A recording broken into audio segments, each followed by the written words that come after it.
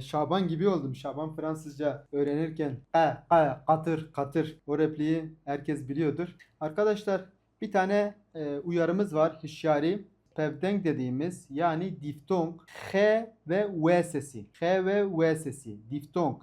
Pevdenk. Pevdenk yani iki tane ünsüz harfin yan yana gelip telaffuz edilmesi ve yazılması olayıdır. Arkadaşlar Kürtçe'de de böyle bir kural var. Böyle bir nuans var. H ve V sesi birlikte bir harf olarak sayılmıyor. Bazı kelimelerde H ve V sesini birlikte çıkarmaya çalışacağız. Mesela hoda. Heda değil ya da veda değil. Hoda. H ve V'nin birleşimiyle o ses çıkıyor. Diftong oluyor arkadaşlar. Ya da hue. Kürtçe'de kendim demek. Ya da hue. Bakın hue. Hue yani tuz demek. H değil ya da V değil. Ya da holi. Holi. Huarın. Huarın. Huarın yemek demek. Huarın. Bakın karın değil. X ile yazarsak karın olur okunuşu. Ama X dediğim H harfi. X ve V yani H ile V ile seslendirirsek huarın bakın. H gırtlaktan çıkıyor. V de ağızdan. Huarın. Huandın okumak. Huandın. Gırtlaktan ve ağızdan birleşimiyle beraber huandın.